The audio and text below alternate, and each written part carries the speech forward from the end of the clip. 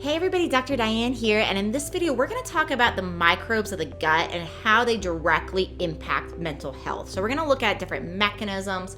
And remember, on this channel we're talking about Lyme, we're talking about mold, but we're really talking about all of these underlying chronic things that are making somebody feel unwell. And so when we're dealing with mental health, we want to make sure that we're really considering what is going on in the gastrointestinal tract. And there's a few different reasons why this is so important. So I want to bring us to the importance of the short chain fatty acid process. So short chain fatty acids are actually things or molecules that are made when the good bacteria in our gastrointestinal tract get fed. So when we give them fibers, one of their favorite foods, for example, fiber, things that are fermentable like inulin and fructooligosaccharides, like these types of things are really, really good for the gastrointestinal microbiota. They're good for the good bugs. Now, when the good bugs get fed, they produce something called short-chain fatty acids. Short-chain fatty acids, there's quite a few of them. They do different things. One of the more commonly heard about short-chain fatty acids is butyrate. Butyrate is something that is produced by the good bacteria of the gut when the good bacteria are fed fiber. And butyrate helps to provide fuel for the colonocytes, the cells of the colon. So that's one example of what happens when these short chain fatty acids are produced. Now, another thing that can happen, and here's one way this ties into mental health, is short chain fatty acids help to heal the blood-brain barrier. So the blood-brain barrier is a permeable type of membrane, meaning it is protecting the brain from the rest of the body. Certain things are allowed in, other things are allowed out. Now we're learning now in science it might be a bit more permeable than we once thought, but there is a regulatory mechanism. We don't want everything to enter the brain.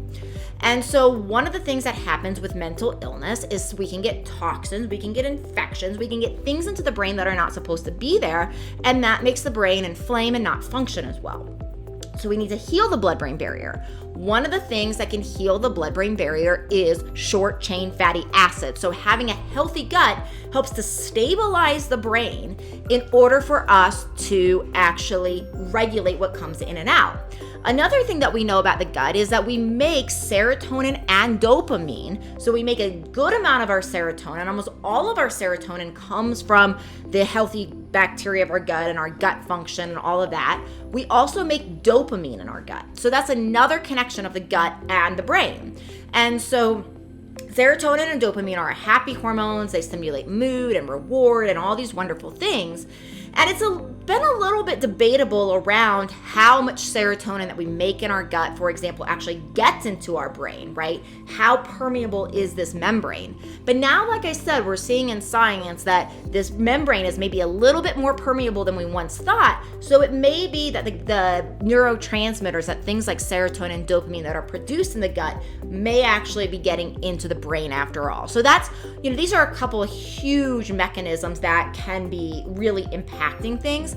Another thing is just thinking about overall inflammation, right? So different microorganisms in the gut do different things. So bifidobacterium is a bacteria that a normal flora, it's a category of normal flora of the good bacteria. Well, when bifidobacterium levels are up, inflammation such as a inflammatory marker interleukin-6 goes down. When this good bacteria in the gut goes down, inflammation goes up. So this is another thing, right? Because we see a huge link with sickness of all different types and inflammation, but so many times people are thinking, oh, give anti-inflammatories, right? Well, anti-inflammatories are not the root. So there's something that's generating an inflammatory process. The body's ability to regulate inflammation will come from a lot of different processes, but one process of the body regulating inflammation that the body encounters is by the healthy bacteria in the gut, because healthy bacteria go up and good. We don't want them too high either. It's really about the right balance, right? Too high of these healthy bacteria and we can start getting gas and bloating and things we don't want. But when we have good numbers of these healthy bacteria, we do see that inflammation can go down. And that's another link to mental health, because of these inflammatory markers can make our nerves inflame, can make mental health issues worse. So these are a few different mechanisms through which the gut is directly related to inflammation and to mental health imbalances. And so, the take-home point with this really is like, okay, here are the links, right? Here are the mechanisms of how this is all connected. And then the other take-home point, of course, is then we have to go when we actually want to fix the gut. So we're actually feeling better and we're feeling like we can actually do these anti-inflammatory types of processes. So hopefully that helps clear this up. Again, this is April. We're going to be doing a special on all of these different connections between the gut, the brain, mental health, infections, toxins, so much more. Keep putting things in the comments because I really want to hear this stuff. That helps me curate content. So let me know what kind of things you want to know about more, and I will make you guys some videos on them. Please do subscribe to this channel, and please don't keep me a secret. Please do share this channel with anybody that you think could benefit from this information.